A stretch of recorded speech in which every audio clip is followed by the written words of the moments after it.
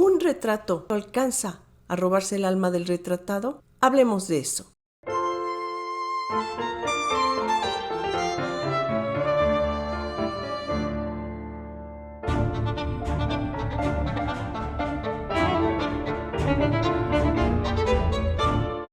Hay una historia que nos va a servir muy bien de ejemplo para hablar de este género pictórico que a mí me encanta, que es El retrato de Dorian Gray, de Oscar Wilde. Es una de las obras maestras de la novela. Y lo más interesante aquí es que va describiendo muy claramente el proceso, no digamos del personaje y tal, sino el proceso de muchos aspectos de la pintura y del retrato como tal, del arte. La historia comienza cuando Dorian estaba posando para Basil, que es un pintor, que le está haciendo un retrato. En ese momento entra Lord Henry, que es como una especie de Mefistófeles. Empieza a decir que qué hermoso retrato, obviamente hablar de la belleza de Dorian Gray. Dorian es un tipo muy inocente y digamos que su belleza física corresponde a su belleza interior. Pero ¿qué sucede? Que en el momento en que Dorian se ve retratado y está escuchando además los malísimos conceptos de Lord Henry, que a ratos es como lo dijo Oscar Wilde, ¿no? Es como un avatar de Oscar Wilde. Adquiere una especie de anagnórisis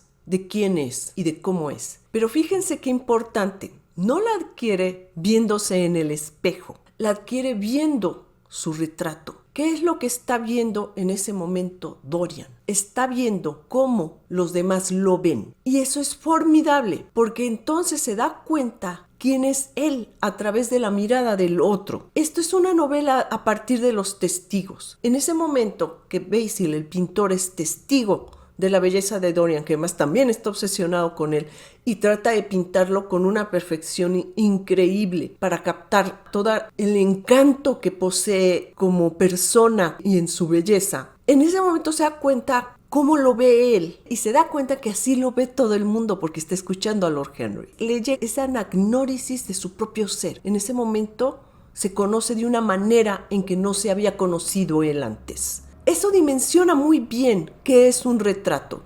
Cuando nosotros nos vemos en el espejo, nosotros vemos lo que queremos ver. Vemos lo que nos gusta de nosotros tal vez o lo que odiamos de nosotros, pero nos tenemos, según nosotros creemos, muy conocidos. Y entonces vemos a esa persona que creemos conocer de la manera en que queremos verla. Y así nos miramos en un espejo. Y es distinto cuando alguien nos hace un retrato. Yo les agradezco a todos los que me han hecho retratos y me los han mandado, porque la verdad me encanta y ya los estoy coleccionando todos. Es una galería muy bella. Y para mí es muy interesante ver cómo hacen esos retratos y qué aspectos recuerdan y cómo los reflejan y la técnica que cada quien utiliza.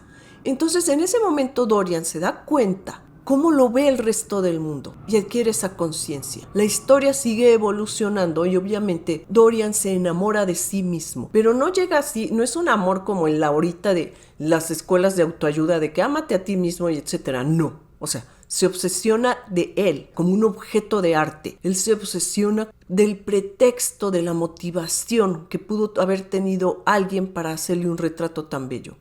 Y se obsesiona obviamente con el retrato. O sea, yo puedo pensar que Dorian ya no se veía en el espejo.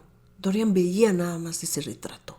Y eso también sucede. Alguien se puede obsesionar con esa imagen creada a partir de sí mismo. Hay un retrato del Bronzino que hizo de Ludovico Caponi, que a mí me fascina. Está en la Frick Collection de Nueva York. Y a mí me parece que ese podría haber sido Dorian Gray. Es un joven y la actitud que tiene, y hay tanta seguridad en lo que es, que obviamente al mirar su retrato le sucedió algo muy similar a lo de Dorian. Dorian empieza a caer en un estado, digamos, de descomposición interna.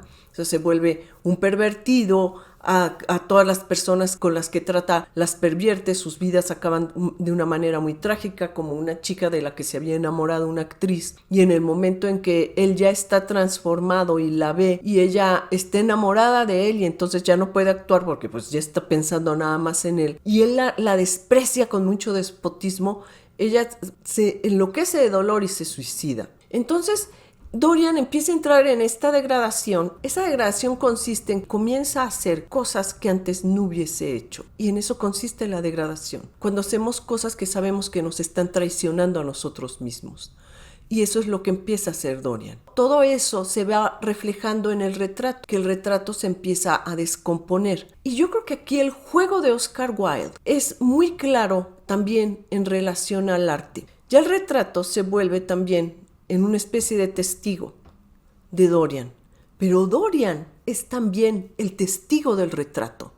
Entonces, el juego aquí es que ya están mirándose los dos. Se está mirando el retrato y se está mirando Dorian. O sea, los dos entraron en una especie de conocimiento y se volvieron uno mismo. Y eso me recuerda la anécdota de Picasso cuando hizo el retrato de Gertrude Stein. Se lo entrega a Gertrude y ella le dice, no me parezco. Picasso, que era muy, o sea, siempre tuvo esa genialidad, le dice, no, ahora tu trabajo es parecerte a tu retrato. Y parece ser que sucedió ese fenómeno.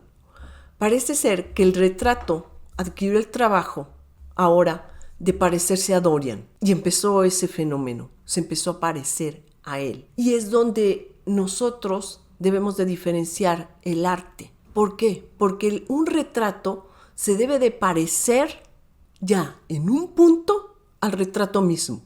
O sea, debe de ser como lo de Magritte. Esto no es una pipa. O sea, esto ya no debe de ser un retrato. O sea, el retrato debe de cobrar vida por sí mismo. Y eso es lo que sucede. El retrato de Dorian empieza a cobrar vida por sí mismo. Ya no es Dorian, ya es él mismo. Que haya un proceso de descomposición y etcétera, eso bueno, ya es parte de la historia. Pero en el arte, los retratos cobran vida por sí mismos y se convierten en un individuo distinto del retratado. Lo podemos ver con el retrato que pudo haber sido también así para una novela como la de Dorian Gray. El retrato de Adele Bauer que hizo Gustav Klimt. Nosotros vemos las fotografías de Adele y hay un parecido, pero no es ese retrato. O sea, ese retrato es una obra maestra y tiene ya vida por sí mismo. Y eso es lo que sucede con el retrato de Dorian Gray y que sucede con las grandes obras. El retrato adquiere vida por sí mismo y se queda ahí y se queda de nuestro testigo. Otro gran retrato son las Meninas de Velázquez, donde además hay un autorretrato que es Velázquez mismo.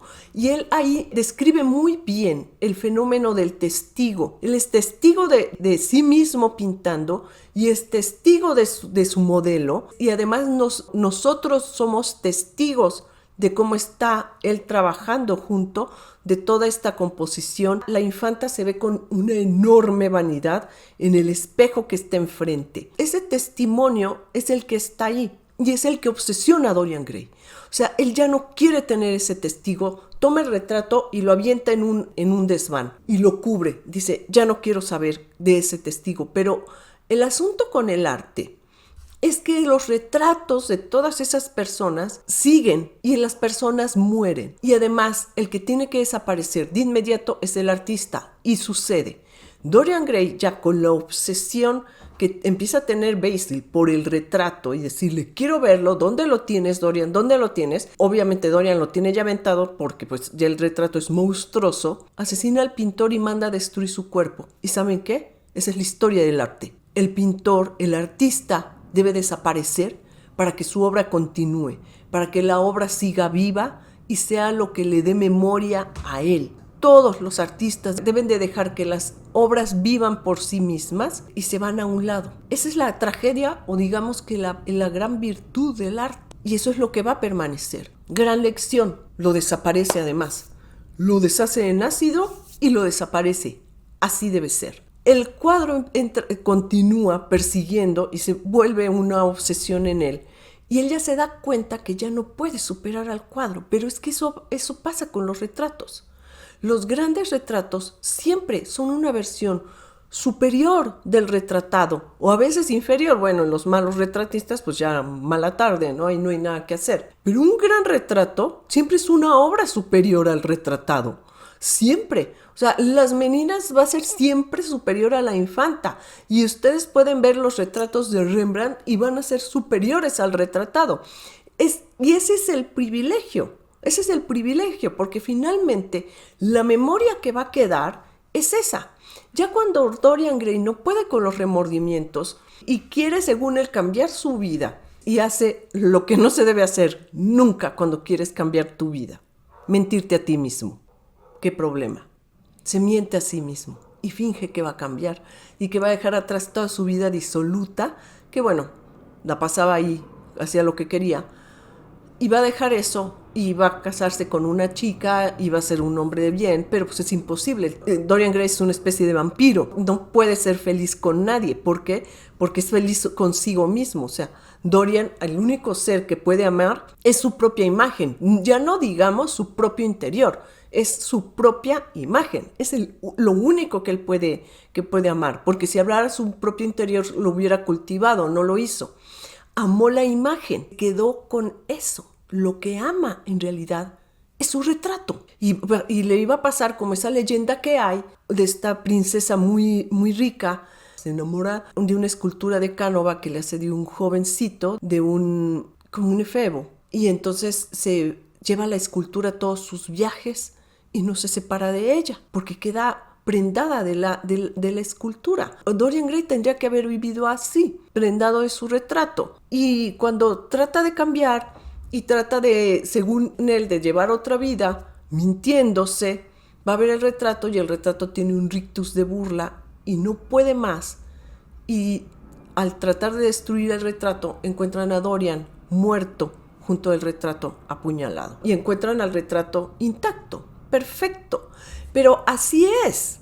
Todos los grandes retratos han apuñalado al retratado y lo han dejado atrás y se quedan ellos. Y es lo que nosotros debemos conservar. Entonces, cuando ustedes hagan un retrato, cuando ustedes estén viendo a alguien detenidamente para captarlo y llevarlo al lienzo, llevarlo al papel, llevarlo a un estado de trascendencia que va a sobrevivir a la persona misma, piensen en eso. Piensen que esa imagen debe de tener vida por sí misma, que el parecido debe de ser aún más profundo que la literalidad. Debe de captar eso que ustedes están sintiendo o percibiendo de esa persona. Y lo deben dejar ahí, porque finalmente es lo que pide una persona a ser retratada. Pide algo que no le pueda dar el espejo. Pide algo que no haya visto él mismo. Es lo que estamos buscando con un retrato. Y es lo que le sucedió a Dorian Gray. Ese retrato le dio algo que él nunca había visto de sí mismo. Y le siguió dando un reflejo, un testimonio de él que no hubiese tenido de otra manera. Y él fue también testigo de su retrato. En la vida real, en ese proceso, los retratos, por ejemplo, de Sir Joshua Reynolds, en esos retratos, el retratado está en su proceso de degradación natural. Empieza a enfermarse, a envejecer, a cambiar, y el retrato queda intacto. Eso es lo que sucedió con Dorian Gray. El retrato iba a quedar intacto. El proceso de degradación lo vive el retratado. Empieza a envejecer, se enferma, hasta que desaparece. Y el retrato se queda ahí, impecable, intacto. Y va a darle a la posteridad esa imagen que el mismo retratado nunca se pudo haber dado. Eso es lo que hay que rescatar. Entonces, cuando ustedes realicen un retrato, vayan a lo más profundo de esa persona. De alguna manera, traten de mirarla como solamente ustedes podrían haberla mirado. Y denle ese prodigio como se describe en esa novela. Denle el prodigio de esa otra mirada que lo va a convertir al retratado en un testigo perpetuo de sí mismo a través de la mirada de otros. Si este video te gustó, da un like, suscríbete, compártelo y nos vemos aquí para hablar de arte. Hasta pronto.